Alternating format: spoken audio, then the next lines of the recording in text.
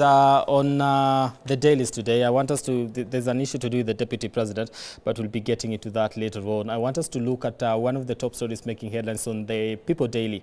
And this is anxiety as members of parliament retreat to pick cabinet secretaries that were vetted. I want to take your pick on the vetting process that we experienced and what we expect from this, because reading from this particular newspaper, you know, it says there are some people that have reservations with some of the nominees and how they perform. But let me start with you, Mahesh. What's your whole assessment of the vetting process, how it was conducted, how some questions were answered, and do you have faith as far as constituting a cabinet that is going to help the president, you know, drive the nation's agenda, that is agenda? Well, I don't know why you picked me from the start, but anyway, I think it was more of a rubber stamp, and I mentioned somewhere and I said, how do you expect members of parliament to vet fellow members of parliament?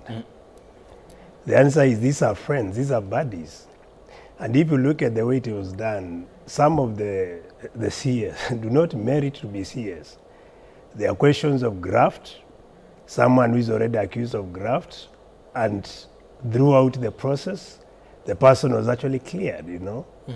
So you ask yourself, is this a vetting process or is just a process just to show that you have vetted someone? Do you believe those particular issues that you've been able to mention, issues to do with graft, are going to play a critical role in how people are going to be selected, or they might actually be overlooked? You see, when it comes to the flow of the House, I don't think there will be major change. Remember, party politics plays a key role, and we are talking of ODM nominees who joined the government. Do you expect them to be dropped? The answer is no. Remember, now ODM has already joined the government. We have about 68 members from the ODM party who are going to join the UDA members. So that already gives a super majority. The other members who come from the UDA will also sail through, simply because they also have support from the ODM. But my key question is, we need to have patriots. Patriots are people who are going to give credit where it's due, and if you don't meet the minimum threshold, then someone should make a decision wisely. I expect that to be done by the vetting team, but unfortunately it was not done because it was so clear. You could imagine someone like Oparanya, you know, you already have an outstanding graft case. That's against Chapter 6 of the Constitution. And here you are members of parliament, starting with our Honorable Speaker. In principle, they should have told him, even Chapter 6 of the Constitution does not allow you even to sit in the Honorable House, in the chamber, to be vetted. Others, they have questionable background, you know. And it is unfortunate when you have such a country. Remember what made Gen Zs to go to the streets. They were talking of opulence.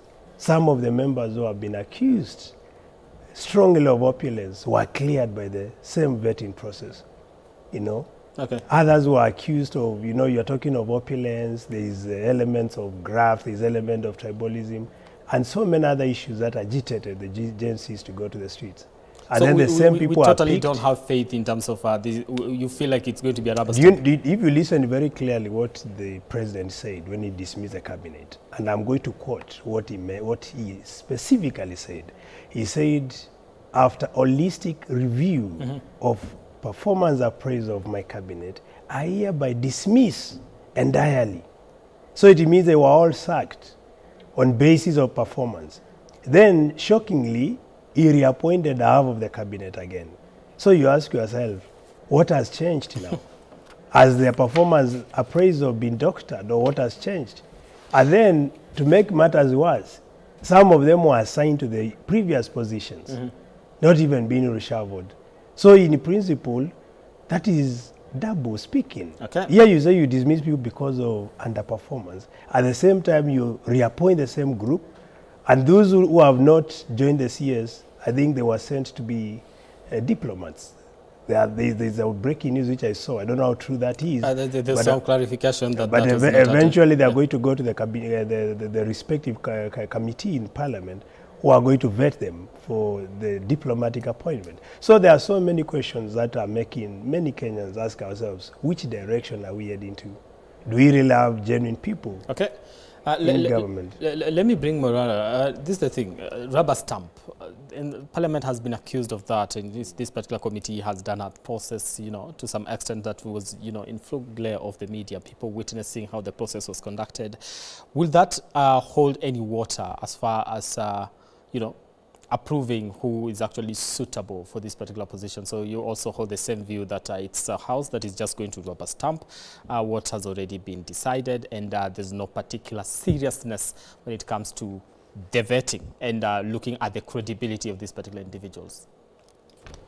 Well, this morning and indeed this week is a very sad week for the young people of Kenya, to the extent that we have come to the profound realization that we do not have a parliament. Our parliament was long bought by the president.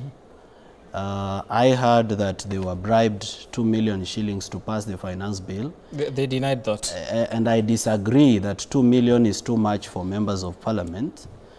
From the knowledge that I have, I do not think they would be bribed with 2 million. It's a lot. From the few meetings I've attended, the bribe is usually about 10,000 or 20,000.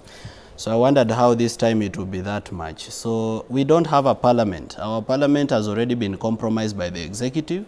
It's an extended arm of the executive. If the executive or the president says jump, they ask how high. If the executive says bend, they ask how low.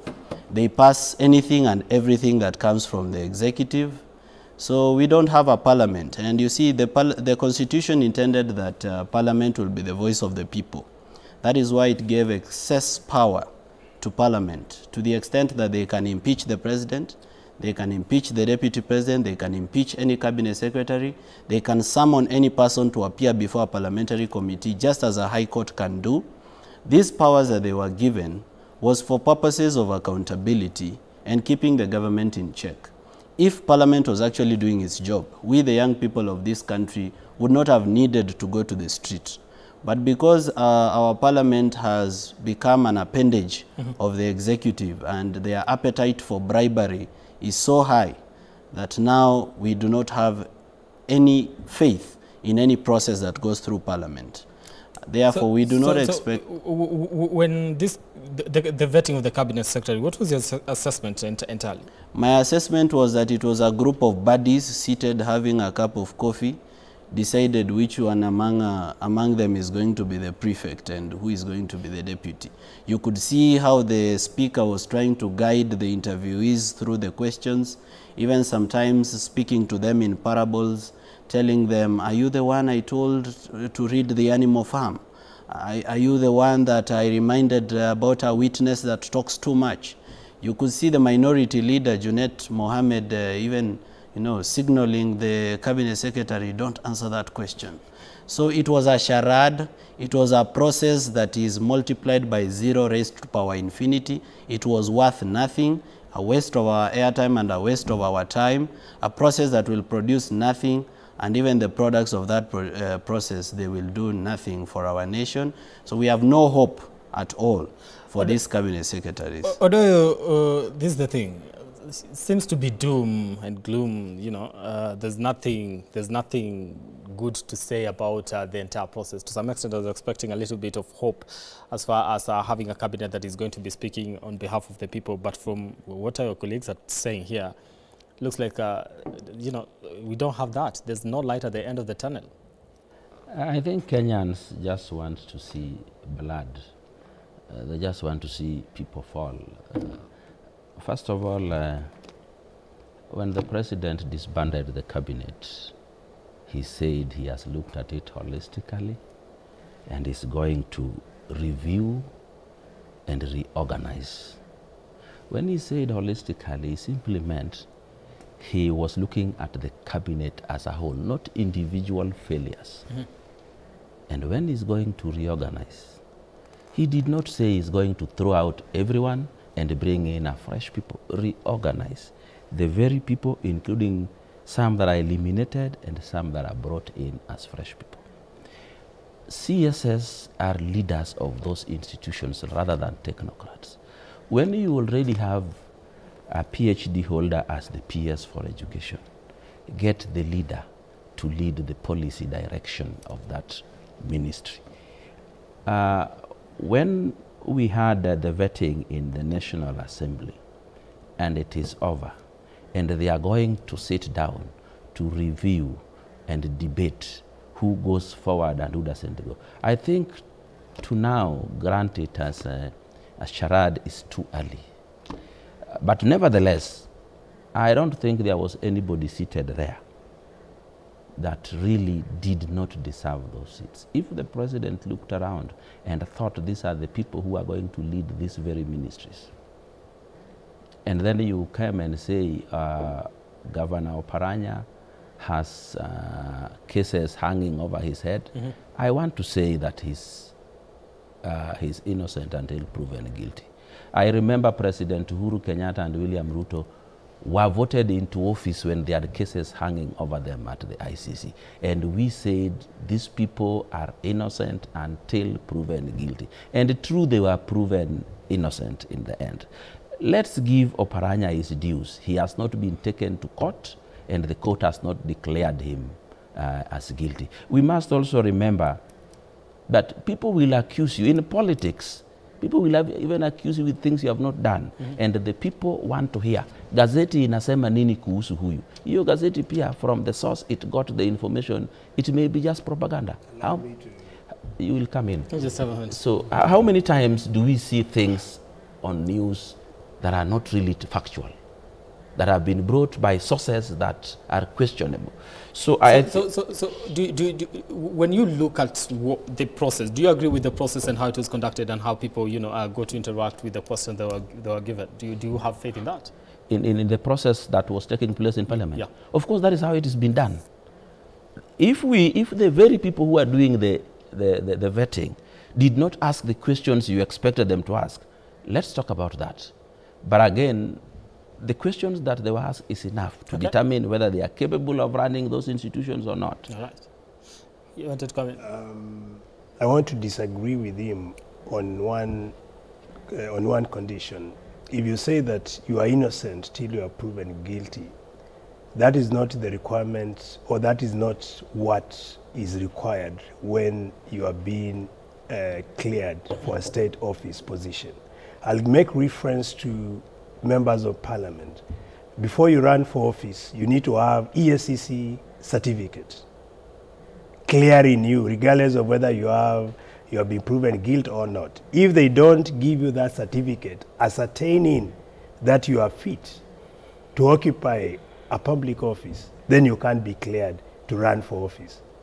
That is why in this case, Oparanya did not have a ESCC clearance.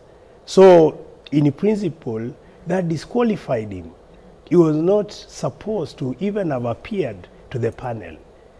And my brother seemed to succumb to the political ideology simply because maybe he's in a certain directive of a party, or maybe by association he comes from the same area where Oparanya comes from.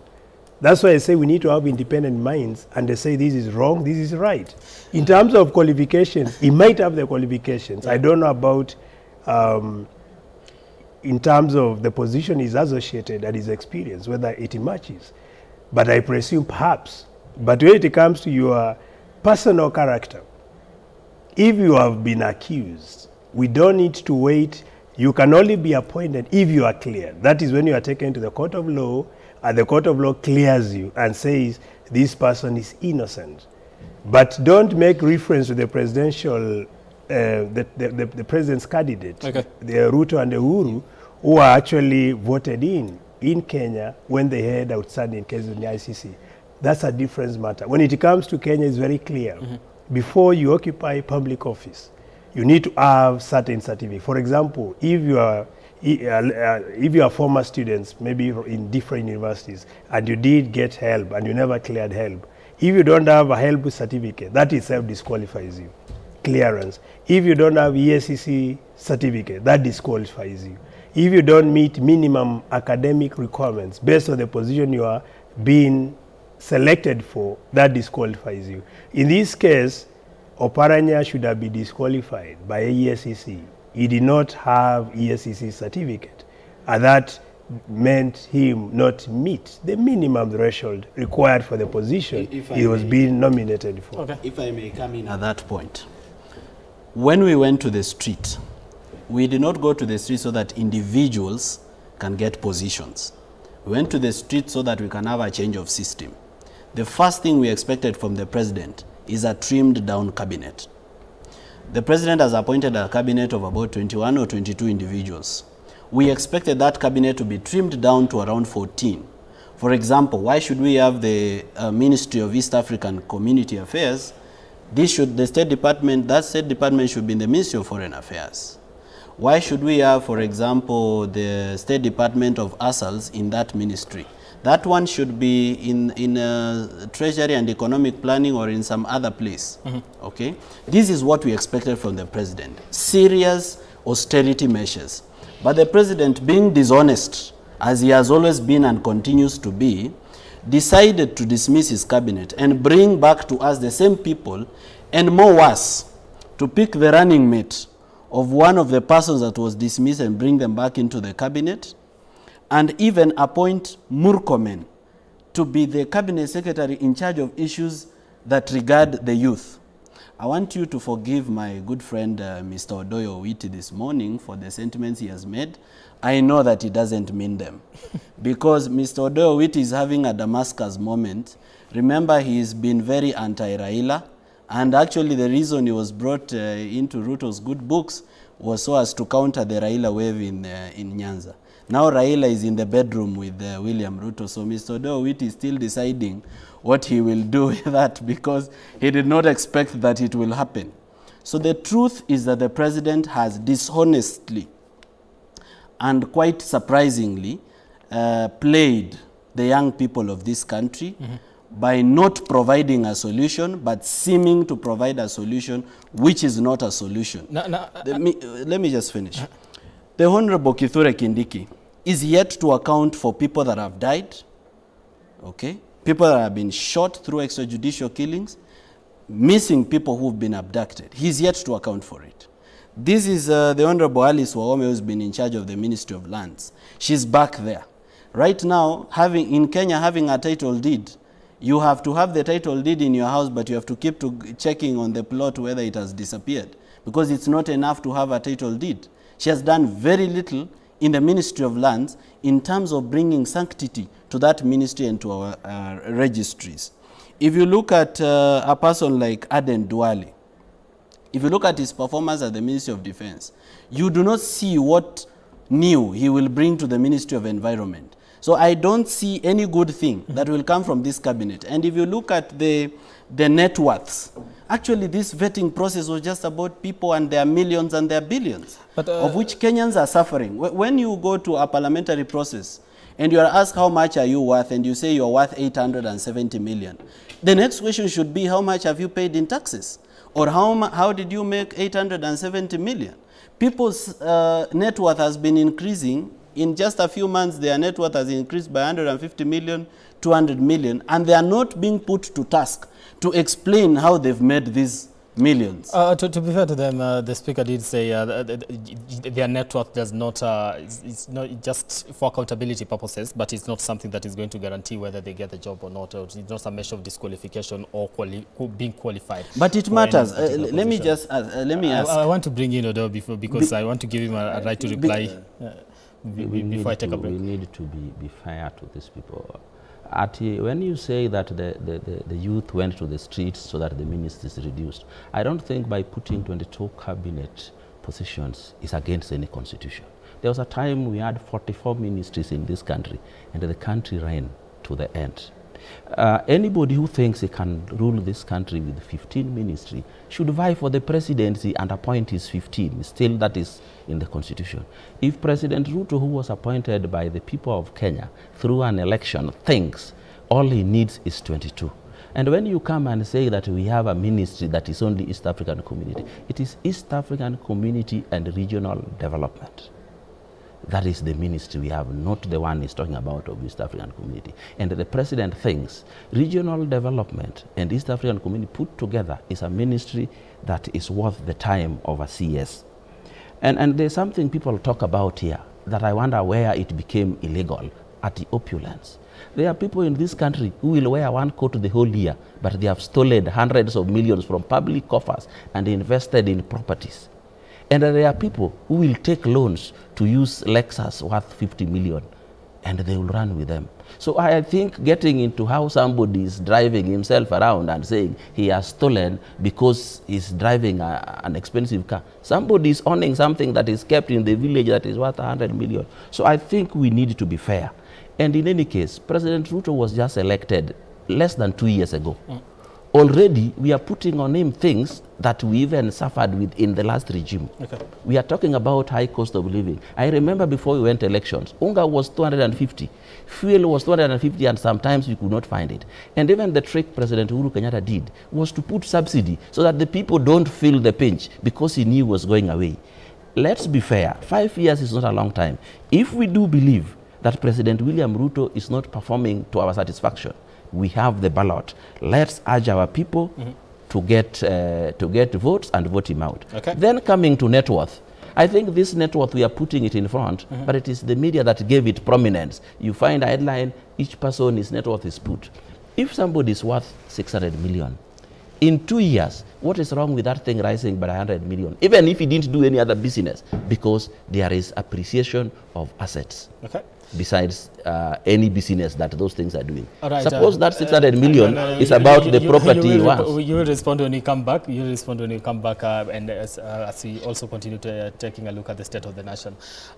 We want to take a break here on New Dawn, of course. So those are some of the stories that were making headlines of the dailies. And when we come back, taking a look at the state of the nation, of course, issues to do with the cabinet and also issues to do on the political front as far as Deputy President Rigathi Gachagua is concerned.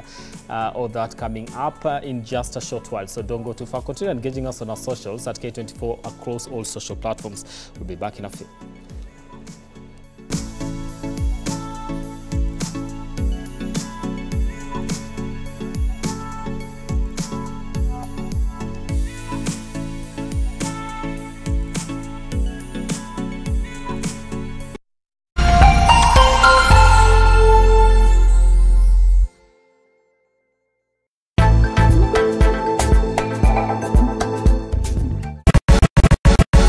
When it's a Saturday, there's only one